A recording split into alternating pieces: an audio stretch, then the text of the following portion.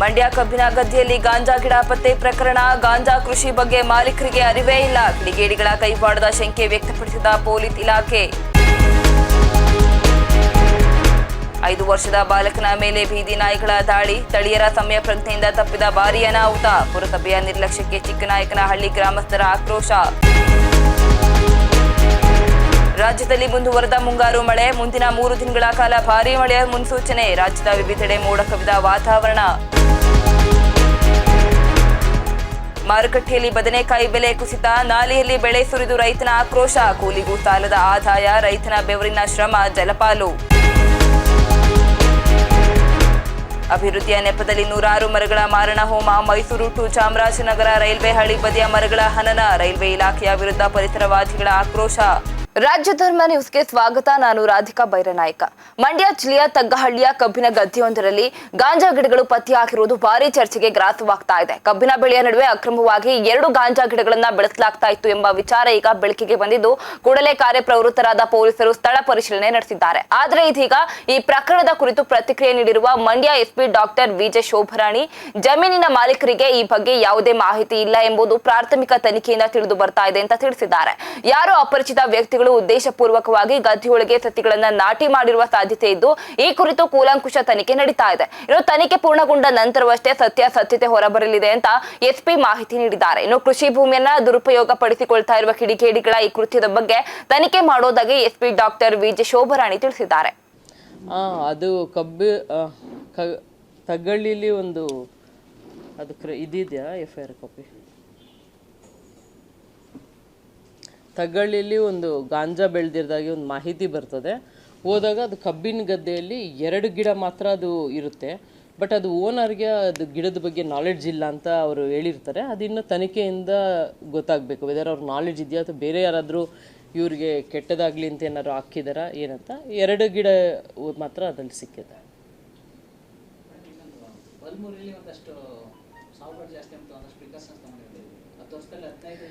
ಅದು ತುಮಕೂರು ಜಿಲ್ಲೆ ಚಿಕ್ಕನಾಯಕನಹಳ್ಳಿಯಲ್ಲಿ ಬೀದಿ ನಾಯಿಗಳ ಹಾವಳಿ ಮಿತಿಮೀರುತ್ತಾ ಇದ್ದು, ಇದೀಗ 5 ವರ್ಷದ ಬಾಲಕನೊಬ್ಬನ ಮೇಲೆ ನಾಯಿಗಳ ಹಿಂಡು ಏಕಾಏಕಿ ದಾಳಿ ನಡೆಸಿ ಗಂಭೀರವಾಗಿ ಗಾಯಗೊಳಿಸಿವೆ. ಪಟ್ಟಣದ ಜೋಗಿಹಳ್ಳಿ ಆಂಜನೇಯ ಸ್ವಾಮಿ ದೇವಸ್ಥಾನದ ಬಳಿ ಈ ಘಟನೆ ನಡೆದಿದ್ದು, 7 ಅಥವಾ 8 ನಾಯಿಗಳ ಗುಂಪಾಗಿ ಬಂದು ಬಾಲಕನ ಮೇಲೆ ದಾಳಿ ನಡೆಸಿವೆ. ಇನ್ನು ನಾಯಿಗಳು ಬಾಲಕನ ಕುತ್ತಿಗೆ, ಕೈ ಹಾಗೂ ಕಾಲು ಭಾಗಕ್ಕೆ ತೀವ್ರವಾಗಿ ಕಚ್ಚಿ ಗಾಯಗೊಳಿಸಿವೆ. ಅದೃಷ್ಟವಶಾತ್ ಆ ಸಮಯದಲ್ಲಿ ಆ ಮಾರ್ಗವಾಗಿ ವಾಕಿಂಗ್ ಮಾಡ್ತಾ ಇದ್ದ ಸ್ಥಳೀಯರು ತಕ್ಷಣವೇ ಧಾವಿಸಿ ಬಂದಿದ್ದರಿಂದ ಬಾಲಕನನ್ನ ನಾಯಿಗಳ ಬಾಯಿಂದ ರಕ್ಷಿಸಲಾಗಿದೆ. ಇನ್ನು ತಕ್ಷಣವೇ ಗಾಯಾಳು ಮಗುವನ್ನ ಸ್ಥಳೀಯ ಆಸ್ಪತ್ರೆಗೆ ದಾಖಲಿಸಿ ಚಿಕಿತ್ಸೆ ನೀಡಲಾಗ್ತಾ ಇದೆ. ಚಿಕ್ಕನಾಯಕನಹಳ್ಳಿಯಲ್ಲಿ ಬೀದಿ ನಾಯಿಗಳ ಸಂಖ್ಯೆ ದಿನದಿಂದ ದಿನಕ್ಕೆ ಹೆಚ್ಚಾಗ್ತಾ ಇದ್ದು, ಈ ಕುರಿತು ಸಾರ್ವಜನಿಕರು ಹಲವು ಬಾರಿ ದೂರು ನೀಡಿದ್ರು ಪುರಸಭೆ ಅಧಿಕಾರಿಗಳು ಯಾವುದೇ ಕ್ರಮ ಕೈಗೊಂಡಿಲ್ಲ ಎಂದು ಸ್ಥಳೀಯರು ತೀವ್ರ ಆಕ್ರೋಶವನ್ನ ವ್ಯಕ್ತಪಡಿಸ್ತಾ ಇದ್ದಾರೆ. ಇನ್ನು ಕೂಡಲೇ ಬೀದಿ ನಾಯಿಗಳ ನಿಯಂತ್ರಣಕ್ಕೆ ಅಗತ್ಯ ಕ್ರಮಗಳನ್ನ ಕೈಗೊಳ್ಳಬೇಕು ಅಂತ ನಾಗರಿಕರು ಒತ್ತಾಯಿಸ್ತಾ ಇದ್ದಾರೆ.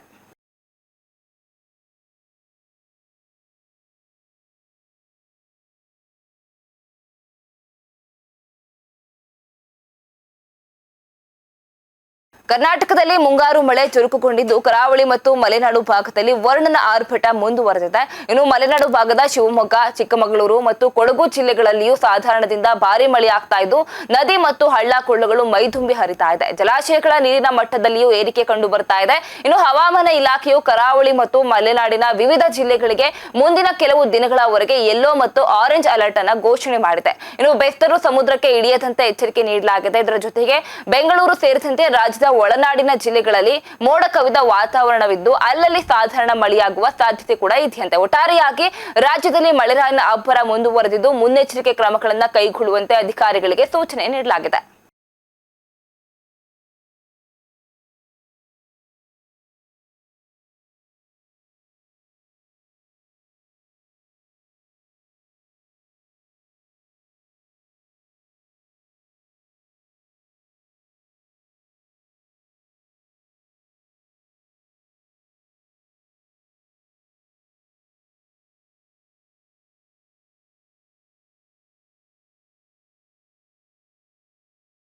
ಮೈಸೂರಿನಲ್ಲಿ ಅಭಿವೃದ್ಧಿಯ ಹೆಸರಿನಲ್ಲಿ ಹಸಿರು ಪರಿಸರದ ಮೇಲೆ ಗದ ಪ್ರಹಾರ ನಡೀತಾ ಇದ್ದು, ಇನ್ನು ಮೈಸೂರು ಮುಖ್ಯ ರೈಲ್ವೆ ನಿಲ್ದಾಣದಿಂದ ಅಶೋಕಪುರಂ ನಿಲ್ದಾಣದವರೆಗಿನ ಹಳಿಗಳ ಇಕ್ಕೆಲಗಳಲ್ಲಿ ಬೆಳೆದಿದ್ದ ನೂರಾರು ಮರಗಳನ್ನ ರೈಲ್ವೆ ಇಲಾಖೆ ಸಿಬ್ಬಂದಿ ಏಕಾಏಕಿ ಕಡಿದು ಹಾಕಿದ್ದಾರೆ. ಕುಕ್ಕರಹಳ್ಳಿ ಕೆರೆ ಬಳಿಯ ರೈಲ್ವೆ ಗೇಟ್ನಿಂದ ಆರಂಭವಾದ ಈ ಮರಗಳ ಮಾರಣ ಹೋಮ ಮೈಸೂರು ಟು ಚಾಮರಾಜನಗರ ಮಾರ್ಗದುದ್ದಕ್ಕೂ ಮುಂದುವರಿತಾ ಇದೆ. ಇನ್ನು ರೈಲ್ವೆ ವಿದ್ಯುತ್ ತಂತಿಗಳಿಗೆ ತಗುಲುವ ರೆಂಬೆಗಳನ್ನ ಮಾತ್ರ ಟ್ರಿಮ್ ಮಾಡಬೇಕಿದ್ದ ಸಿಬ್ಬಂದಿ ಯಾವುದೇ ಮುನ್ನೆಚ್ಚರಿಕೆ ಇಲ್ಲದೆ ಮರಗಳ ಬುಡವನ್ನೇ ಕಡಿದು ಉರುಳಿಸಿದ್ದಾರೆ. 16 ವರ್ಷಗಳಿಂದ ಬೆಳೆದು ನಿಂತಿದ್ದ ಮರಗಳನ್ನ ಕಡಿದು ಹಾಕಿರುವ ಕ್ರಮಕ್ಕೆ ಪರಿಸರವಾದಿಗಳು ತೀವ್ರ ಆಕ್ರೋಶವನ್ನು ವ್ಯಕ್ತಪಡಿಸಿದ್ದು, ಮುಖ್ಯವಾಗಿ ಅರಣ್ಯ ಇಲಾಖೆಯ ಅನುಮತಿ ಇಲ್ಲದೆ ಈ ಕಟಾವು ನಡೆದಿದೆ ಎಂಬ ಆರೋಪ ಕೇಳಿ ಬರ್ತಾ ಇದೆ. ಇನ್ನು ನಗರದಲ್ಲಿ ಇಂತಹ ಪರಿಸರ ನಾಶದ ಘಟನೆಗಳು ಮರುಕಳಿಸ್ತಾ ಇದ್ರೂ ಕೂಡ ಅರಣ್ಯ ಅಧಿಕಾರಿಗಳು ಕಣ್ಮುಚ್ಚಿ ಕುಳಿತಾ ಇರೋದು ವಿಪರ್ಯಾಸ. ಇನ್ನು ಕೂಡಲೇ ಈ ಬಗ್ಗೆ ತನಿಖೆ ನಡೆಸಿ ಮರಗಳ ಹನನಕ್ಕೆ ಕಾರಣರಾದ ಸಿಬ್ಬಂದಿಗಳ ಮೇಲೆ ಸೂಕ್ತ ಕಾನೂನು ಕ್ರಮ ಜರುಗಿಸಬೇಕೆಂದು ಪರಿಸರವಾದಿಗಳು ಆಗ್ರಹಿಸ್ತಾ ಇದ್ದಾರೆ.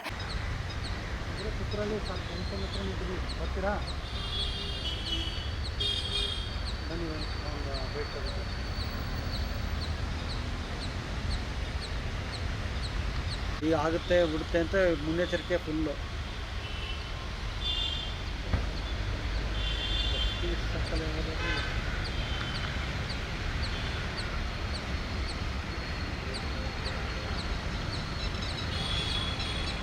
ಇನ್ನು ಈ ಬಗ್ಗೆ ನಮ್ಮ ಪ್ರತಿನಿಧಿ ರಾಜೇಶ್ ನಡೆಸಿರುವ ಒಂದು ಚಿಟ್ಚಾಟ್ ಇದೆ, ನೋಡ್ಕೊ ಬರೋಣ.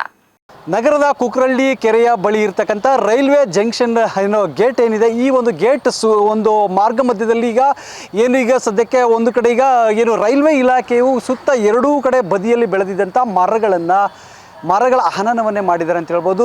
ನಾವೀಗ ನೋಡ್ಬೋದು ಈ ಒಂದು ದೃಶ್ಯಾವಳಿಗಳಲ್ಲಿ. ಯಾಕೆಂತ ಹೇಳಿದ್ರೆ ಒಂದು ಕಡೆ ಈ ಒಂದು ಈಗ ಸದ್ಯಕ್ಕೆ ಮಳೆಗಾಲ ಆರಂಭವಾಗ್ತಾ ಇದೆ. ಈ ಒಂದು ಸಂದರ್ಭದಲ್ಲಿ ಮಳೆ ಗಾಳಿಗೆ ಮರದ ರೆಂಬೆ ಕೊಂಬೆಗಳು ಏನು ಈ ಒಂದು ರೈಲ್ವೆ ಮೇಲಿನ ವಿದ್ಯುತ್ತಿನ ತಂತಿಗೆ ಒಂದು ಟಚ್ ಆಗುವಂಥ ಸಾಧ್ಯತೆ ಇದೆ ಅಂತಕ್ಕಂಥ ನಿಟ್ಟಿನಲ್ಲಿ ಮುನ್ನೆಚ್ಚರಿಕೆಯಾಗಿ ಒಂದು ರೀತಿ ಅವರು ರೆಂಬೆಗಳನ್ನು ಕಟಾವು ಮಾಡಬೇಕಿತ್ತು. ಆದರೆ ಮರಗಳನ್ನು ಕಾಂಡವನ್ನೇ ಸಂಪೂರ್ಣವಾಗಿ ಕಡಿದು ಹಾಕಿರ್ತಕ್ಕಂಥ ಹಿನ್ನೆಲೆಯಲ್ಲಿ ಸಾಕಷ್ಟು ಇಲ್ಲಿ ಒಂದು ಕಡೆ ಈಗ ಪರಿಸರವಾದಿಗಳು ಕೂಡ ಈ ಒಂದು ನಿಟ್ಟಿನಲ್ಲಿ ನಿನ್ನೆ ಆಕ್ಷೇಪವನ್ನು ಕೂಡ ಎತ್ತಿರೋದು. ಅರಣ್ಯ ಇಲಾಖೆ ಮತ್ತು ಇಲ್ಲಿನ ರೈಲ್ವೆ ಇಲಾಖೆ ಸಿಬ್ಬಂದಿಗಳು ಈ ರೀತಿಯಾದಂಥ ಒಂದು ನಿಟ್ಟಿನಲ್ಲಿ ಏನು ಸಾಕಷ್ಟು ಮರಗಳ ಹನನವನ್ನು ಮಾಡಿರ್ತಕ್ಕಂಥ ನಿಟ್ಟಿನಲ್ಲಿ ಈಗ ನಮ್ಮೊಟ್ಟಿಗೆ ಮಾತಾಡಲಿಕ್ಕೆ ಪರಿಸರವಾದಿಗಳಾಗಿರ್ತಕ್ಕಂಥ ಅಕ್ಬರ್ ನಮ್ಮೊಟ್ಟಿಗಿದ್ದಾರೆ. ಅವ್ರನ್ನೇ ಮಾತಾಡ್ಸೋಣ. ನಮಸ್ತೆ ಅಕ್ಬರ್ ಅವರೇ. ಏನೀಗ ದಿಢೀರ್ನ ಈ ರೀತಿ ಕಾಂಡಗಳನ್ನೇ ಕಡಿದು ಉರುಳಿಸಿದ್ದಾರೆ, ಹೇಗೆ ಅನಿಸುತ್ತೆ? ಈಗ ಈ ಸಂಬಂಧಪಟ್ಟ ಏನು ಹೇಳಕ್ಕೆ ಬಯಸ್ತೀರಾ? ಈ ತಿಂಗಳು ಜೂನ್ 5ನೇ ತಾರೀಕು ವಿಶ್ವ ಪರಿಸರ ದಿನಾಚರಣೆ ಆಚರಿಸಿ ಇನ್ನೂ 10 ದಿನ ಕಳೆದಿಲ್ಲ. ಪರಿಸರದ ಮೇಲೆ ಪ್ರಹಾರ ಮಾಡಿದ್ದಾರೆ ನೋಡಿ ಸರ್. ತಂತಿ ಮೇಲೆ ಕೊಂಬೆಗಳು ಬೀಳಬಹುದು, ಕೊಂಬೆಗಳನ್ನು ಕಡಿಬೇಕು. ಅದು ಬಿಟ್ಟು ನೋಡಿ, ಉಗುರು ಬೆಳೀತದೆ, ಉಗುರು ಕಟ್ ಮಾಡಿದ್ರೆ ಓಕೆ, ಬೆರಳನ್ನೇ ಕಟ್ ಮಾಡೋದು ಯಾವ ನ್ಯಾಯ ಅನ್ನೋದು ನಾವು ಕೇಳ್ತಾ ಇರೋ ಪ್ರಶ್ನೆ. ಬುಡನೇ ಎಷ್ಟೋ ಮರಗಳು ಬುಡನೇ ಕಟ್ ಮಾಡಿಬಿಟ್ಟವ್ರೆ. ಅದೇನು ಮರ ಹಿಂಗೆ ಮೇಲೋಗಿ ಬಿದ್ದುಬಿಡ್ತಾ ಇತ್ತಾ ನೋಡಿ. ಅದಕ್ಕೂ ಅಂತರ ನೋಡಿ. ಒಂದು ವೈಜ್ಞಾನಿಕ ರೀತಿಯಲ್ಲಿ ಕೆಲಸ ಮಾಡಿದ್ರೆ ಅವರು ಉತ್ತರ ಕೊಟ್ಕೊಳ್ಳೋಕ್ಕೆ ಅರ್ಹತೆ ಇರುತ್ತೆ. ಏನೋ ಒಂದು ನೆಪ ಇಟ್ಕೊಂಡು ಅದೇನೋ ಹೇಳ್ತಾರೆ. ಈ ರೀತಿ ಒಂದು ಪರಿಸರದ ದಿನ ಒಂದು 4 ಗಿಡ ಹಾಕ್ಬಿಟ್ಟು 400 ಮರ ಕಡಿಯೋದಿದೆಯಲ್ಲ, ಇದೇ ಇದು ಒಂದು ತೋರ್ಸೋದೊಂದು ಮಾಡೋದೊಂದು ಅಂತ. ಇದು ನಿಜಕ್ಕೂ ಅಕ್ಷಮ್ಯ ಅಪರಾಧ. ಯಾಕಂದರೆ ನಮ್ಮ ಪೂರ್ಣಚಂದ್ರ ತೇಜಸ್ವಿ ಅವ್ರದ್ದು ಒಂದು ಮಾತಿದೆ, ಕಡಿದುರುಳಿಸಿದ ಮರಗಳಿಗೆ ಅವರ ಭಿನ್ನಹ ಹೇಳ್ಕೊಳ್ಳೋಕ್ಕೆ ಭಾಷೆ ಇಲ್ಲ. ಆ ಒಂದು ಇದು ಮನುಷ್ಯ ಆದರೆ ಹೊಡೆದ್ರೆ ಅದಕ್ಕೆ ಪ್ರತಿಕ್ರಿಯೆ ಕೊಡ್ತಾನೆ, ಮರಗಳು ಏನು ಕೊಡ್ತವೆ? ಅಲ್ಲ, ಈಗ ಈ ರೈಲ್ವೆ ಅಧಿಕಾರಿಗಳಿಗೆ ಯಾವುದೇ ಅರಣ್ಯ ಇಲಾಖೆ ಒಂದು ಅನುಮತಿ ಪಡೆದಿದ್ದಾರೆ ಅಥವಾ ಏಕಾಏಕಿ ಈ ರೀತಿಯಾಗಿ ಮರಗಳ ಕಡಿದು ಉರುಳಿಸಿರ್ತಕ್ಕಂಥದ್ದು ಎಷ್ಟು ಮಟ್ಟಿಗೆ ಸರಿ? ಅದೇನೋ ಹೇಳ್ತಾರೆ, ಚಾಪೆ ಕೆಳಗಡೆ ಹೋಗೋರು ಒಬ್ರು ಇದ್ರೆ ರಂಗೋಲಿ ಕೆಳಗಡೆ ಹೋಗೋರು ಇನ್ನೊಬ್ರು ಅಂತ. ಕಾನೂನಿನ ಪ್ರಕಾರ ಅನುಮತಿ ಪಡೆಯೋಕ್ಕೆ ಇಷ್ಟು ಮರಗಳಂತ ಸಂಖ್ಯೆ ಮಾಡಿರ್ತಾರೆ. ಇವರು ಹಂತವಾಗಿ ಇವಾಗ ಒಂದು 30 ಮರ 40-45 ಮರಕ್ಕೆ ಅನುಮತಿ ತಗೋಬೇಕು ಅಂತ ಇರುತ್ತೆ ಕಾನೂನಲ್ಲಿ. ಇವ್ರೇನು ಮಾಡ್ತಾರೆ, ಮೊದಲನೇ ಹಂತದಲ್ಲಿ ಅದಕ್ಕೆ ಟಚ್ ಆಗಬಾರ್ದು, ಒಂದು 35 ಮರ ಕಟ್ ಮಾಡಿಬಿಡೋದು. ಬಂದು ಲೆಕ್ಕ ಹಾಕಿದ್ರೆ 30 ಮರ ಅದು ನಮ್ಮ ವ್ಯಾಪ್ತಿಗೆ ಬರಲ್ಲ ಅಂತ ಅರಣ್ಯ ಇಲಾಖೆ ಹೇಳುತ್ತಲ್ಲ, ಆ ಒಂದು ಕೆಲಸ ಮಾಡಿಬಿಟ್ಟು ಇನ್ನೊಂದು ಸ್ವಲ್ಪ ದಿನ ಇದು ತಣ್ಣಗಾದ್ಮೇಲೆ ಇನ್ನೊಂದಷ್ಟು ಮರ. ಒಟ್ಟಿನಲ್ಲಿ ಇವ್ರ ಉದ್ದೇಶಗಳನ್ನು ಏನು ಅನ್ಕೊಂಡಿರ್ತಾರೆ ಮರ ಕಡಿಯೋದು, ಅದು ಮಾಡೋಕ್ಕೆ ಒಂದು ಮಾರ್ಗ ಕಂಡಿರ್ತಾರೆ. ಇವರು ನಮ್ಮ ಸರ್ವೋಚ್ಚ ನ್ಯಾಯಾಲಯದ ನ್ಯಾಯಾಧೀಶರು ಹೇಳಿದ್ದಾರೆ, ಮರಗಳನ್ನು ಕಡಿಯೋದು ಅಂದರೆ ಆರೋಗ್ಯವಂತ ಹಸಿರು ಮರನ ಕಡಿಯೋದು ಮನುಷ್ಯನನ್ನು ಕೊಂದಂತೆ ಅಂತ. ಅಂದರೆ ಅದಷ್ಟೇ ಪಾಪ ಅಂತ. ಇವತ್ತು ಮನುಷ್ಯನ ಜನಸಂಖ್ಯೆ ವಿಪರೀತ ಬೆಳೀತಾ ಇದೆ, ನಗರಗಳು ಬೆಳೀತಾ ಇವೆ, ಪರಿಸರದ ಮೇಲೆ ನಾಶ ಮಾಡಿ ಮನುಷ್ಯ ತನ್ನ ವಿನಾಶಕ್ಕೆ ತಾನೇ ದಾರಿ ಮಾಡ್ಕೊತಾರೆ. ಕಡ್ದವ್ರ ಮೇಲೆ ನಾವು ಕಡ್ದಿದ್ವಿ. ನಿನ್ನೆ ಅರಣ್ಯ ಇಲಾಖೆಯವ್ರು ಬಂದು ಅವರ ಮಿಷಿನು ಅವ್ರದ್ದೇನೋ ಅವರು ಕಸ್ಟಡಿಗೆ ತಗೊಂಡಿದ್ದಾರೆ. ಬಟ್ ನಾನು ಹೇಳೋದೇನು ಗೊತ್ತಾ ಸರ್, ಇಲ್ಲಿ ಶಿಕ್ಷೆ ಆಗಲ್ಲ ಸರ್. ತಪ್ಪು ಮಾಡ್ತಾ ಇರೋರು ಯಾಕೆ ಮತ್ತೊಮ್ಮೆ ಇವಾಗ ನೋಡಿ, ಹೈದರಲ್ಲಿ ರೋಡ್ದು ಒಂದು ಆಯ್ತಾ, ನಂಜನಗೂಡು ಕಪಿಲಾ ನದಿ ದಂಡೆದು ಮರಗಳು ಕಟ್ ಮಾಡಿದ್ದು ಒಂದು ಆಯ್ತಾ, ಇದು ಅದಾದ್ಮೇಲೆ ಮತ್ತೆ ಇದು ಅಂದರೆ ತಡೀತಾ ಇದ್ದೀವಲ್ಲ, ಅವ್ರ ಭಯ ಇಲ್ಲ. ಅಂದರೆ ಪರಿಸರವಾದಿಗಳದ್ದು ಅವ್ರಿಗೆ ಭಯ ಇಲ್ಲ, ಯಾವ ಕಾನೂನು ಕಟ್ಟಳೆಗಳ ಭಯ ಇಲ್ಲ. ಮಾಡೋರು ತಪ್ಪು ಮಾಡೋರಿಗೆ ಹೆಂಗಾಗ್ಬಿಟ್ಟಿದೆ ಅಂದರೆ ಒಂದು ಕವಚದಲ್ಲಿ ಅವ್ರು ಸೇರ್ಕೊಂಡಂಗೆ ಅವ್ರಿಗೆ ಪ್ರೊಟೆಕ್ಷನಲ್ಲಿದ್ದಾರೆ. ಮಾಡಲೇಬಾರ್ದು ಸರ್. ಯಾವತ್ತೂ ಕೂಡ ಈ ಮರಗಳನ್ನು ಕಡ್ದು ಯಾವ ಪ್ರಗತಿನೂ ಬೇಡ ಅಂತಲೇ ಎಲ್ಲ ದೇಶಗಳು. ಒಂದು ರೀಲ್ಸ್ ನೋಡಿದೆ, ಒಂದು ಮರ ಬಿದ್ದೋಗಿದೆ ಸೌದಿ ಅರೇಬಿಯಲ್ಲಿ, ಎತ್ತಿ ನಿಲ್ಲಿಸ್ತಾವ್ರೆ ಅವರು, ಅದನ್ನು ಕಡಿತಾ ಇಲ್ಲ. ನಮ್ಮಲ್ಲಿ ಒಂದು ಮರ ಬಿದ್ದೋದ್ರೆ ಸಾಕು, ಬೇಗ ಬಂದು ತುಂಬ್ಕೊಂಡು ಟಿಂಬರ್ ಅವ್ರು ಹರಾಜು ಕೊಟ್ಬಿಡ್ತಾರೆ. ಅದೇ ಎಷ್ಟು ದುಡ್ಡು ಯಾರಿಗೆ ಕೊಡ್ತಾರೆ ಏನು ಅದ್ರ ಮಾಹಿತಿ ಇಲ್ಲ. ಈ ಕಡೆಯಿಂದ ಸಾಲಲ್ಲಿ ನೋಡಿದ್ರೆ ಅವ್ರು ಹೇಳಿದ್ದೇನು, ತಂತಿ ಮೇಲೆ ಇದು ಬಿದ್ದು ಈ ಟ್ರೈನಿಗೆ ಸುಗಮ ಸಂಚಾರಕ್ಕೆ ಅಡ್ಡಿ ಆಗುತ್ತೆ, ಆ ಮುನ್ನೆಚ್ಚರಿಕೆ ಕ್ರಮವಾಗಿ ತೆಗೆದಿರೋದು. ಮರಗಳನ್ನ ಯಾಕೆ ಕಡಿದ್ರಿ? ಕೊಂಬೆ ಕಡಿಯೋಕ್ಕೆ ನೀವು ಆ ಮಾತು ಹೇಳಿದ್ದು, ಮರಗಳನ್ನ ಕಡಿಯೋಕ್ಕೆ ಏನು ಹೇಳ್ತೀರಾ ಉತ್ತರ? ಇದನ್ನು ನಾನು ಕೇಳ್ತಾ ಇರೋದು, ರಾಜ್ಯ ಸರ್ಕಾರ ಆಗಲಿ ಕೇಂದ್ರ ಸರ್ಕಾರ ಆಗಲಿ ಜನರ ಹಿತ ಕಾಪಾಡಬೇಕು. ತಾಯಿ ಹೆಸರಲ್ಲಿ ಒಂದು ಗಿಡ ಅಂದ್ಬಿಟ್ಟು ಅವ್ರು ಕಾಡು ನಾಶ ಮಾಡೋಕ್ಕೇ ಪರ್ಮಿಷನ್ ಕೊಟ್ಬಿಟ್ರು. ಇಲ್ಲಿ ಮೈಸೂರಲ್ಲಿ ಅಲ್ಲಿ ಒಂದಷ್ಟು ಫ್ಲೈಓವರ್ಗೋಸ್ಕರ ಕಡಿತಾವ್ರೆ, ಇಲ್ಲಿ ನೋಡಿದ್ರೆ ಈ ರೀತಿ ಆಗ್ತಾ ಇದೆ. ಪರಿಸರವಾದಿಗಳ ಎಷ್ಟೇ ವಿರೋಧ ಇದ್ರೂ ಕೂಡ ಮರಗಳನ್ನು ಕಡಿಯೋದು ನಿಲ್ತಾ ಇಲ್ಲ. ನಮ್ಮ ತೀವ್ರ ವಿರೋಧ ಏನಂದರೆ, ಕಡ್ದವ್ರಿಗೆ ಅತಿ ಕಠಿಣ ಶಿಕ್ಷೆ ಆಗಬೇಕು. ಮರ ಕಡಿಯೋದು ನಿಲ್ಲಬೇಕು ಅಂದರೆ ಅವ್ರಿಗೆ ಶಿಕ್ಷೆ ಆಗಲೇಬೇಕು, ಆಗ್ರಹ ಮಾಡ್ತೀವಿ. ಇದು ನಮ್ಮ ಪರಿಸರವಾದಿ ಅಕ್ಬರ್ ಅವರು ಮಾತಾಗಿರ್ತಕ್ಕಂಥದ್ದು. ಏನು ನಿನ್ನೆ ಈ ರೀತಿಯಾದಂಥ ಪದೇ ಮೈಸೂರಿನಲ್ಲಿ ಈ ಮರಗಳ ಮಾರಣ ಹೋಮ ಆಗ್ತಾ ಇರ್ತಕ್ಕಂಥದ್ದು ನಿಲ್ಲಿಸಬೇಕು. ಒಂದು ರೈಲ್ವೆ ಇಲಾಖೆಯವರು ಮಾಡಿರ್ತಕ್ಕಂಥ ಒಂದು ಏನು ಈ ಮರಗಳನ್ನು ಕಡಿದಿರ್ತಕ್ಕಂಥವ್ರಿಗೆ ಶಿಸ್ತು ಕ್ರಮವನ್ನು ಜರುಗಿಸಬೇಕು ಅಂತಕ್ಕಂಥ ನಿಟ್ಟಿನಲ್ಲಿ ಆಗ್ರಹಿಸ್ತಾ ಇರ್ತಕ್ಕಂಥದ್ದು. ಕ್ಯಾಮ್ರಾ ಪರ್ಸನ್ ಅಭಿಷೇಕ್ ಜೊತೆ ರಾಜೇಶ್, ರಾಜೇಂದ್ರಮ ಟಿವಿ, ಮೈಸೂರು. ಶ್ರೀರಂಗಪಟ್ಟಣದ ಹೊರವಲಯದಲ್ಲಿರುವ ಚಂದ್ರವನ ಆಶ್ರಮದ ಸಮೀಪದ ಬಂಗಾರದುಡ್ಡಿ ನಾಲೆಯಲ್ಲಿ ರೈತರೊಬ್ಬರು ತಾವು ಕಷ್ಟಪಟ್ಟು ಬೆಳೆದ ಬದನೆಕಾಯಿಯನ್ನ ನೀರಿಗೆ ಸುರಿದು ತಮ್ಮ ಆಕ್ರೋಶವನ್ನು ಹೊರಹಾಕಿದ್ದಾರೆ. ಇನ್ನು ಹಗಲು ഇരുಳು ಬೆವರು ಸುರಿಸಿ ಬೆಳೆದ ಬದನೆಕಾಯಿಯನ್ನ ಕಟಾವು ಮಾಡಿ ಮಾರುಕಟ್ಟೆಗೆ ಸಾಗಿಸಿದ್ರು ಅಲ್ಲಿ ಸಿಕ್ಕ ಬೆಲೆ ತೀರಾ ಕಡಿಮೆ ಇದ್ದುದರಿಂದ ರೈತ ತೀವ್ರ ಹತಾಶೆಗೆ ಒಳಗಾಗಿದ್ದಾರೆ. ಮಾರುಕಟ್ಟೆಯಲ್ಲಿ ಲಭ್ಯವಾದ ಬೆಲೆಯು ಕನಿಷ್ಠ ಕಟಾವು ಮಾಡಿದ ಕೂಲಿಯನ್ನು ಸಹ ಭರಿಸದಷ್ಟು ಕಡಿಮೆ ಇದ್ದುದರಿಂದ ಬೇಸತ್ತ ರೈತ ಅನಿವಾರ್ಯವಾಗಿ ಬದನೆಕಾಯಿಗಳನ್ನ ನಾಲೆಯ ಪಾಲಾಗುವಂತೆ ಮಾಡಿದ್ದಾರೆ. ಇನ್ನು ಕ್ವಿಂಟಾಲ್ ಗಟ್ಟಲೆ ಬದನೆಕಾಯಿ ನಾಲೆಯಲ್ಲಿ ಸುಮಾರು 1 ಕಿಲೋಮೀಟರ್ ವರೆಗೂ ಹರಿದು ಸಾಕ್ತಾ ಇದ್ದು ರೈತನ ಶ್ರಮ ಜಲಪಾಲಾಗಿರೋದು ಸ್ಥಳೀಯರಲ್ಲಿ ಕೃಷಿ ವಲಯದ ದುಸ್ಥಿತಿಯ ಬಗ್ಗೆ ನೋವನ್ನ ಉಂಟು ಮಾಡಿದೆ. ಇನ್ನು ಸೂಕ್ತ ಬೆಲೆ ಸಿಗದೆ ಕಂಗಾಲಾದ ಅನ್ನದಾತನ ಈ ಹತಾಶೆಯ ನಿರ್ಧಾರ ಇದೀಗ ಕೃಷಿ ಮಾರುಕಟ್ಟೆಯ ವೈಫಲ್ಯವನ್ನ ಎತ್ತಿ ತೋರಿಸ್ತಾ ಇದೆ.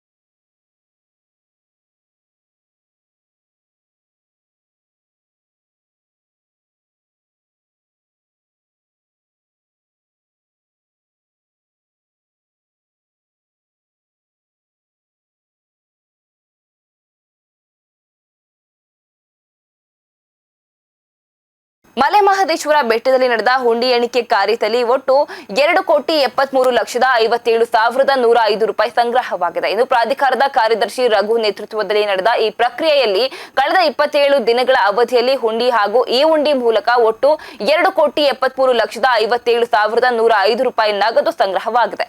ನಗದು ಜೊತೆಗೆ ಭಕ್ತರು ಅರ್ಪಿಸಿದ 44 ಗ್ರಾಂ ಚಿನ್ನ ಹಾಗೂ 977 ಗ್ರಾಂ ಬೆಳ್ಳಿಯೂ ಲಭ್ಯವಾಗಿದೆ. ಎಣಿಕೆ ಕಾರ್ಯದಲ್ಲಿ ಪ್ರಾಧಿಕಾರದ ನಾಮನಿರ್ದೇಶಿತ ಸದಸ್ಯರಾದ ಮರಿಸ್ವಾಮಿ, ಮಹದೇವಪ್ಪ, ಗಂಗನ ತಿಮ್ಮಯ್ಯ, ಕುಮಾರ್, ವಿಜಯ್, ಹಣಕಾಸು ಮತ್ತು ಲೆಕ್ಕಪತ್ರ ಸಲಹೆಗಾರ ಮಹದೇವು, ಉಪ ಕಾರ್ಯದರ್ಶಿ ಚಂದ್ರಶೇಖರ ಜಿಎಲ್, ಚಾಮರಾಜನಗರ ಜಿಲ್ಲಾಡಳಿತ ಸಿಬ್ಬಂದಿ, ಪೊಲೀಸ್ ಅಧಿಕಾರಿಗಳು ಹಾಗೂ ಸಿಬ್ಬಂದಿಗಳು ಪಾಲ್ಗೊಂಡಿದ್ದರು. ಇನ್ನು ಕೊಳ್ಳೇಗಾಲದ ಬ್ಯಾಂಕ್ ಆಫ್ ಬರೋಡದ ಮುಖ್ಯ ವ್ಯವಸ್ಥಾಪಕರು ಮತ್ತು ಬ್ಯಾಂಕ್ ಸಿಬ್ಬಂದಿಯವರು ಈ ಎಣಿಕೆ ಕಾರ್ಯದಲ್ಲಿ ಸಹಕರಿಸಿದ್ದಾರೆ ಎಂದು ಪ್ರಾಧಿಕಾರ ಮಾಹಿತಿ ನೀಡಿದೆ.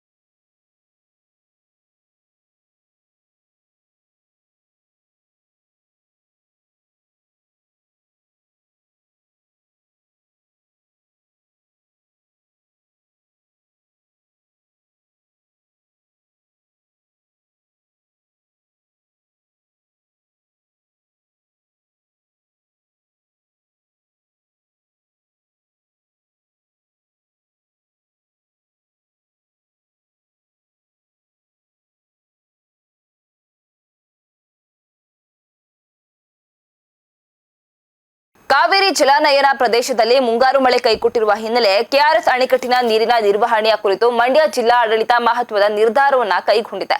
ಜಲಾಶಯದಲ್ಲಿ ನೀರಿನ ಮಟ್ಟ ಗಣನೀಯವಾಗಿ ಕುಸಿದಿದ್ದು ಸದ್ಯ ಬಳಕೆಗೆ ಲಭ್ಯವಿರುವುದು ಕೇವಲ 6 ಟಿಎಂಸಿ ನೀರು ಮಾತ್ರ. ಉಳಿದ 4 ರಿಂದ 5 ಟಿಎಂಸಿ ನೀರು ಡೆಡ್ ಸ್ಟೋರೇಜ್ ನಲ್ಲಿದೆ. ಈ ಕುರಿತು ಮಾಹಿತಿ ನೀಡಿರುವ ಮಂಡ್ಯ ಜಿಲ್ಲಾಧಿಕಾರಿ ಡಾಕ್ಟರ್ ಕುಮಾರ್, ಸದ್ಯದ ಪರಿಸ್ಥಿತಿಯಲ್ಲಿ ಮಂಡ್ಯ, ಮೈಸೂರು ಮತ್ತು ಬೆಂಗಳೂರು ನಗರಗಳಿಗೆ ಕುಡಿಯುವ ನೀರಿಗಾಗಿ ತಿಂಗಳಿಗೆ 2 ಟಿಎಂಸಿ ನೀರು ಅಗತ್ಯವಿದೆ. ಹೀಗಾಗಿ ಮುಂದಿನ 3 ತಿಂಗಳ ಅವಶ್ಯಕತೆಯನ್ನ ಗಮನದಲ್ಲಿ ಇಟ್ಕೊಂಡು ಲಭ್ಯವಿರುವ 6 ಟಿಎಂಸಿ ನೀರನ್ನ ಸಂಪೂರ್ಣವಾಗಿ ಕುಡಿಯುವ ಉದ್ದೇಶಕ್ಕಷ್ಟೇ ಮೀಸಲಿಡಲಾಗುತ್ತೆ ಅಂತ ತಿಳಿಸಿದ್ದಾರೆ. ಇನ್ನು ಅಣೆಕಟ್ಟಿನ ನೀರಿನ ಮಟ್ಟ ಮಳೆಯಿಂದಾಗಿ ಏರಿಕೆಯಾದರೆ ಮಾತ್ರ ಮುಂದಿನ ದಿನಗಳಲ್ಲಿ ನಾಲೆಗಳಿಗೆ ನೀರು ಬಿಡುವ ಬಗ್ಗೆ ಯೋಚಿಸಬಹುದು ಅಂತ ಜಿಲ್ಲಾಡಳಿತ ಸ್ಪಷ್ಟಪಡಿಸಿದೆ. ಇನ್ನು ಕುಡಿಯುವ ನೀರಿನ ಭದ್ರತೆಗೆ ಸರ್ಕಾರ ಆದ್ಯತೆ ನೀಡಿದ್ದು ಅನ್ನದಾತನಿಗೆ ಇದೀಗ ಮಳೆರಾಯನೇ ಗತಿಯಾಗಿದೆ. ನಮ್ಮ ನಿರೀಕ್ಷೆಗೆ ಅನುಗುಣವಾಗಿ ಮಳೆ ಏನು ಬರಬೇಕಾಗಿತ್ತು, ಈಗಾಗಲೇ ಜೂನ್ ಮುಂಗಾರು ಪ್ರವೇಶ ಮಾಡಿದರೂ ಕೂಡ ನಮ್ಮ ನಿರೀಕ್ಷೆಗೆ ಅನುಗುಣವಾಗಿ ವಾಡಿಕೆಯಂತೆ ಮಳೆ ಬರ್ತಾ ಇಲ್ಲ. ಸೊ ಆದರೂ ಕೂಡ ಕುಡಿಯೋ ನೀರು ನಮ್ಮದು ಮೊದಲ ಆದ್ಯತೆ ಆಗಿದೆ. ಹಾಗಾಗಿ ನಮ್ಮಲ್ಲಿ ಈಗ KRS ಅಣೆಕಟ್ಟಿನಲ್ಲಿ ಸುಮಾರು 10 TMC ನೀರೇನಿದೆ, ಆ 10 TMC ನೀರಿನಲ್ಲಿ 4 TMC ನೀರನ್ನು ಡೆಡ್ ಸ್ಟೋರೇಜನ್ನು ಕಳೆದರೆ ಉಳಿತಕ್ಕಂಥ 6 TMC ನೀರನ್ನು ನಾವು ಓನ್ಲಿ ಕುಡಿಯೋ ನೀರಿನ ಉದ್ದೇಶಕ್ಕೋಸ್ಕರ ಮಾತ್ರ ನಾವು ಮೀಸಲಿರಿಸ್ಕೊಂಡಿದ್ದೇವೆ. ಹಾಗಾಗಿ ಪ್ರತಿ ತಿಂಗಳು ನಮಗೆ 2 TMC ನೀರು ಬೇಕಾಗುತ್ತೆ. ಮಂಡ್ಯ, ಬೆಂಗಳೂರು ದಕ್ಷಿಣ, ಬೆಂಗಳೂರು ನಗರ ಈ 3 ಜಿಲ್ಲೆಗಳಿಗೆ ಸೇರಿದಂತೆ ನಮಗೆ ಪ್ರತಿ ತಿಂಗಳ 2 TMC ನೀರು ಬೇಕಾಗುತ್ತೆ. ಹಾಗಾಗಿ ಮುಂದಿನ ಆಗಸ್ಟ್ ತಿಂಗಳವರೆಗೂ ಕೂಡ ನಾವು ಅದನ್ನು ಯೋಜನೆ ರೂಪಿಸ್ಕೊಂಡಿದ್ದೇವೆ. ಪ್ರಾಯಶಃ ಮಳೆ ಬಂದರೆ ನಮಗೆ ಇನ್ಫ್ಲೋ ಜಾಸ್ತಿ ಆದರೆ KRSನ ಮಟ್ಟ ಜಾಸ್ತಿ ಆಗುತ್ತೆ. ಹಾಗಾಗಿ ಕುಡಿಯೋ ನೀರಿಗೆ ಏನೂ ಸಮಸ್ಯೆ ಆಗೋದಿಲ್ಲ. ಬಟ್ ಕುಡಿಯೋ ನೀರಿಗೆ ಯಾವುದೇ ತೊಂದರೆ ಆಗಬಾರ್ದು ಅಂತ ಎಲ್ಲ ಒಂದು ಪೂರ್ವ ಸಿದ್ಧತೆಗಳನ್ನು, ಮುಂಜಾಗ್ರತಾ ಕ್ರಮಗಳನ್ನು ಕೂಡ ನಾವು ತೆಗೆದುಕೊಂಡಿದ್ದೇವೆ. ಕೃಷಿಗೆ ನೀರು ಕೊಡಲಿಕ್ಕೆ ಇದರಲ್ಲಿ ಬರೋಲ್ಲ, ಬೇಸಿಗೆ ಬೆಳೆಯಲ್ಲಿ ಬರೋದಿಲ್ಲ. ಬಟ್ ಕೃಷಿಗೆ ನೀರು ಕೊಡಬೇಕಂತ ಹೇಳಿದರೆ ಮುಂಗಾರು ಮಳೆ ಬಂದು KRS ತುಂಬಿ ನಮಗೆ ಮುಂಗಾರು ಪ್ರಾರಂಭ ಆದರೂ ಕೂಡ ಬೆಳೆ ಮತ್ತು ಬಿತ್ತನೆ ಸ್ಟಾರ್ಟ್ ಆಗುವಂಥದ್ದು ಜುಲೈ ಎಂಡಿಗೆ, ಜುಲೈ ಕೊನೆಯ ಭಾಗ ಮತ್ತು ಆಗಸ್ಟ್ ಮಧ್ಯ ಭಾಗ. ಭತ್ತ ಆಗಿರ್ಬೋದು, ರಾಗಿ ಆಗಿರ್ಬೋದು, ಜುಲೈ ಕೊನೆಯ ವಾರದಲ್ಲಿ, ಆಗಸ್ಟ್ ಮೊದಲ ವಾರದಲ್ಲಿ ಬಿತ್ತನೆ ಆಗಿರೋದ್ರಿಂದ ಆವಾಗ ನಮಗೇನು KRSನಲ್ಲಿ ನೀರು ಪ್ರಮಾಣ ನೋಡಿಕೊಂಡು ಅದನ್ನು ತೀರ್ಮಾನ ಮಾಡ್ತೇವೆ. ಕುಡಿಯೋ ನೀರಿಗೆ ಸದ್ಯಕ್ಕೇನು ಸಮಸ್ಯೆ ಇಲ್ಲ. ಯಾಕೆ ಅಂತೇಳಿದ್ರೆ ನಾವು KRS ಡ್ಯಾಮ್ನಲ್ಲಿ ಸುಮಾರು 6 TMC ನೀರನ್ನು ಕುಡಿಯೋ ನೀರಿಗೋಸ್ಕರನೇ ಮೀಸಲಿರಿಸ್ಕೊಂಡಿರೋದ್ರಿಂದ ಕುಡಿಯೋ ನೀರಿಗೆ ಈಗ ಸದ್ಯಕ್ಕೆಲ್ಲೂ ಕೂಡ ಪ್ರಾರಂಭವಿಲ್ಲ. ಆದರೂ ಕೂಡ ಏನಾದರೂ ಸಮಸ್ಯೆ ಆದರೆ ಮುಂದಿನ ದಿನಗಳಲ್ಲಿ ಅದನ್ನು ಸನ್ನದ್ಧವಾಗಿ ಎದುರಿಸಲಿಕ್ಕೆ ಸೂಕ್ತ ಕ್ರಮವನ್ನು ಕೈಗೊಳ್ತೇವೆ. Thank you. ಕರ್ನಾಟಕದ 19 ಜಿಲ್ಲೆಗಳಲ್ಲಿ ವಿದ್ಯುತ್ ವಿತರಣಾ ಪರವಾನಗಿ ಕೋರಿ ಟಾಟಾ ಪವರ್ ಕಂಪನಿ ಸಲ್ಲಿಸಿರುವ ಅರ್ಜಿಯನ್ನ ತಿರಸ್ಕರಿಸುವಂತೆ ಒತ್ತಾಯಿಸಿ ಕರ್ನಾಟಕ ರಾಜ್ಯ ರೈತ ಸಂಘ ಗುಂಡ್ಲುಪೇಟೆಯಲ್ಲಿ ಪ್ರತಿಭಟನೆ ನಡೆಸಿತ್ತು. ತಹಶೀಲ್ದಾರ್ ಮೂಲಕ ವಿದ್ಯುತ್ ನಿಯಂತ್ರಣ ಆಯೋಗಕ್ಕೆ ಆಕ್ಷೇಪಣಾ ಪತ್ರ ಸಲ್ಲಿಸಿದ ರೈತ ಮುಖಂಡರು ಟಾಟಾ ಪವರ್ ತನ್ನ ಅರ್ಜಿಯಲ್ಲಿ ಮೂಲಸೌಕರ್ಯ, ಬಂಡವಾಳ ಮತ್ತು ತಾಂತ್ರಿಕ ಯೋಜನೆಗಳ ಕುರಿತು ಸ್ಪಷ್ಟ ಮಾಹಿತಿ ನೀಡಿಲ್ಲ ಅಂತ ಆರೋಪ ಮಾಡಿದ್ದಾರೆ. ಇನ್ನು ಖಾಸಗಿ ಕಂಪನಿಯ ಪ್ರವೇಶದಿಂದ ಸಾರ್ವಜನಿಕ ವಿದ್ಯುತ್ ಕಂಪನಿಗಳ ಆರ್ಥಿಕತೆ ಹದಗೆಡಲಿದ್ದು ಕ್ರಾಸ್ ಸಬ್ಸಿಡಿ ವ್ಯವಸ್ಥೆಗೆ ಧಕ್ಕೆಯಾಗ್ತಾ ಇದೆ. ಇದರಿಂದ ರೈತರು, ಬಿಪಿಎಲ್ ಕುಟುಂಬಗಳು ಹಾಗೂ ಸಾಮಾನ್ಯ ಗ್ರಾಹಕರಿಗೆ ವಿದ್ಯುತ್ ದರದ ಹೊರೆ ಬೀಳುವ ಆತಂಕ ಕೂಡ ಇದೆ. ರಾಜ್ಯದ ಲಕ್ಷಾಂತರ ರೈತರ ಪಂಪ್ಸೆಟ್ಗಳಿಗೆ ಸಿಗ್ತಾ ಇರುವ ಸಬ್ಸಿಡಿ ಮತ್ತು ಗೃಹ ಜ್ಯೋತಿ ಯೋಜನೆಗಳ ಮೇಲೆ ಪರಿಣಾಮ ಬೀರುತ್ತೆ ಅಂತ ಸಂಘ ಎಚ್ಚರಿಕೆ ನೀಡಿದೆ. ಇನ್ನು ಗ್ರಾಮೀಣ ವಿದ್ಯುತ್ ವಿತರಣೆಯ ಅನುಭವವಿಲ್ಲದ ಕಂಪನಿಗಳಿಗೆ ಅವಕಾಶ ನೀಡಬಾರದು ಅಂತ ಆಗ್ರಹಿಸಿ, ಜೊತೆಗೆ ಉದ್ಯೋಗ ಭದ್ರತೆಯ ಹಿತದೃಷ್ಟಿಯಿಂದಲೂ ಈ ಪ್ರಸ್ತಾವನೆಯನ್ನ ಕೈಬಿಡಬೇಕು ಅಂತ ರೈತರು ಒತ್ತಾಯ ಮಾಡ್ತಾ ಇದ್ದಾರೆ.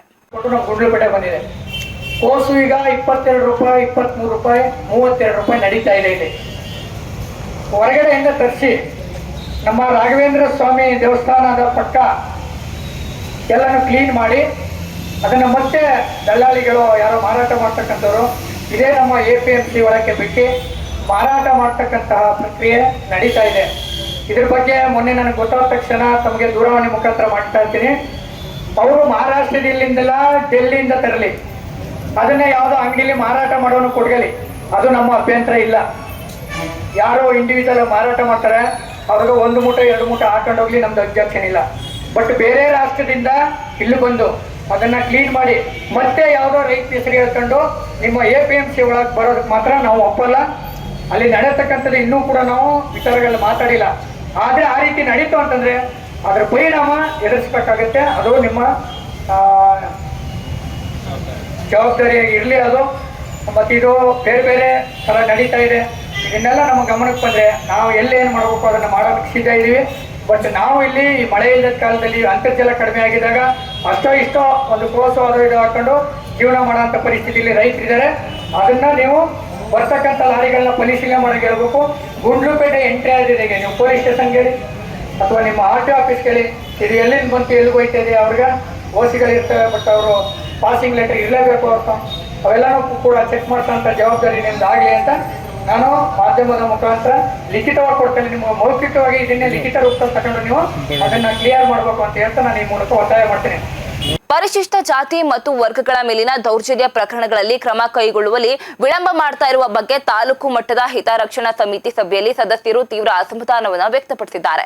ತಾಲೂಕು ಕಚೇರಿಯಲ್ಲಿ ತಹಶೀಲ್ದಾರ್ ತನ್ಮಯ್ ಅಧ್ಯಕ್ಷತೆಯಲ್ಲಿ ನಡೆದ ಸಭೆಯಲ್ಲಿ ಬೇರಂಬಾಡಿ ಹಾಗೂ ಬೆಳವಾಡಿ ಗ್ರಾಮದ ದೌರ್ಜನ್ಯ ಪ್ರಕರಣಗಳಲ್ಲಿ ಆರೋಪಿಗಳ ಬಂಧನ ವಿಳಂಬ ಆಗ್ತಾ ಇರೋದನ್ನ ಸದಸ್ಯರು ಪ್ರಶ್ನೆ ಮಾಡಿದ್ದಾರೆ.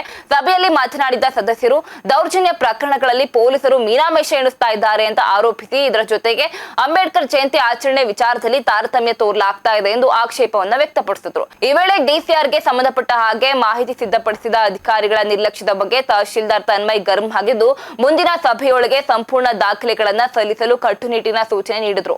ಇನ್ನು ಸಭೆಯಲ್ಲಿ ವಿವಿಧ ಇಲಾಖೆಗಳ ಅಧಿಕಾರಿಗಳು ಮತ್ತು ಸಂಘಟನೆಗಳ ಮುಖಂಡರು ಭಾಗಿಯಾಗಿದ್ದರು.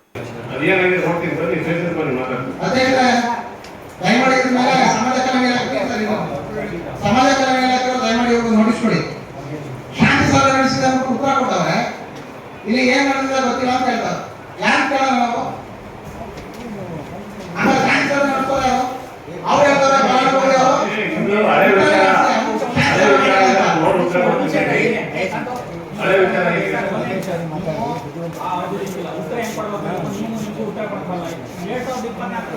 ನೀವು ಆ ಟೈಮಲ್ಲಿ ಬಂದಿಲ್ಲ. ಈಗ ಸಮಾಜಕ್ಕೆ ಏನ್ ಮಾಡ್ಬೇಕಂದ್ರೆ ಪೊಲೀಸ್ ಇಲಾಖೆಗೆ ಒಂದು ನಿಮಿಷ ಕೇಳಿದ್ದಾರೆ. ಇವಾಗ ಬಿಸಿ ಇದೆ.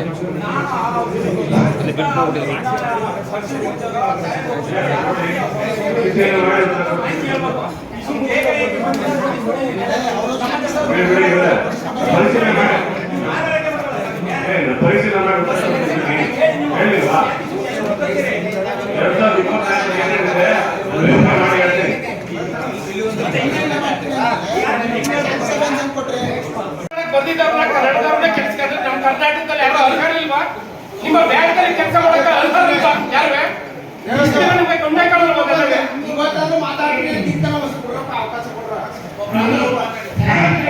ನ್ಯಾಷನಲ್ ಎಕ್ಸಾಮ್ ನಡೆಯುತ್ತೆ. ಅದರಲ್ಲಿ ಅಭ್ಯರ್ಥಿಗಳು ಯಾರು ಬಂದು ಪಾಸಾಗಿ ಇಂಟರ್ವ್ಯೂ ಪಾಸಾಗಿ ಬರ್ತಾರೆ ಇರೋಂಥವ್ರೆ ಕೆಲಸಕ್ಕೆ ತಗೊಳ್ಳಿ ಅಂತ ಹೇಳಿದ ಮೇಲೆ ನೀವು ಕರೆದು ಮೀಟಿಂಗ್ ಮಾಡ್ತೀರಾ. ನೀವೆಲ್ಲ ಕನ್ನಡದಲ್ಲಿ ಹುಟ್ಟಿಲ್ವ, ನೀವು ಕನ್ನಡದವ್ರು ಅಲ್ವಾ? ಯಾಕೆ ಮತ್ತೆ ನಮ್ಮಲ್ಲಿ ಯಾರಿಗೂ ಅರ್ಹತೆ ಇಲ್ಲ ಇಲ್ವಾ ಬ್ಯಾಂಕಲ್ಲಿ ಕೆಲಸ ಮಾಡೋಕ್ಕೆ? ಎಜುಕೇಟೆಡ್ಗಳಿಲ್ವಾ? ಹಾಗಾದ್ರೆ ಮಾನ ಮರಾಗಿಲ್ಲ, ನಾಚಿಕೆ ಆಗ್ಬೇಕು ನಿಮ್ಮ ಬ್ಯಾಂಕ್ನವ್ರಿಗೆ ಎಲ್ಲರಿಗೂ. ನಾಚಿಕೆ ಮಾನ ಮರಗಿದ್ರೆ ನೀವು ಈ ಕೆಲಸಗಳನ್ನ ಮಾಡಲ್ಲ. ಕನ್ನಡದಲ್ಲಿ ಕೆಲಸಕ್ಕೆ ತಗೊಳ್ಳಿ. ಬೇಕಾದಷ್ಟು ವಿದ್ಯಾರ್ಥಿಗಳಿದ್ದಾರೆ, ತಗೊಳ್ಳಿ ಅಂತಂದು ಕನ್ನಡದ್ದು ಇಲ್ವೇ ಇಲ್ಲ. ಅವೆಲ್ಲ ಏನು ಅನ್ಎಜುಕೇಟೆಡ್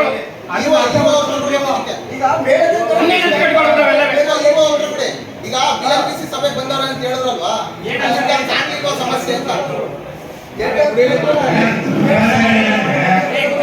ಇದೆಷ್ಟು ಈವರೆಗಿನ ಪ್ರಮುಖ ಸುದ್ದಿಗಳು. ಹೆಚ್ಚಿನ ಸುದ್ದಿಗಾಗಿ ನೋಡ್ತಾ ಇರಿ ರಾಜ್ಯ ಧರ್ಮ ನ್ಯೂಸ್. ಇದು ಕನ್ನಡಿಗರ ಬೆನ್ನೆಲುಬು.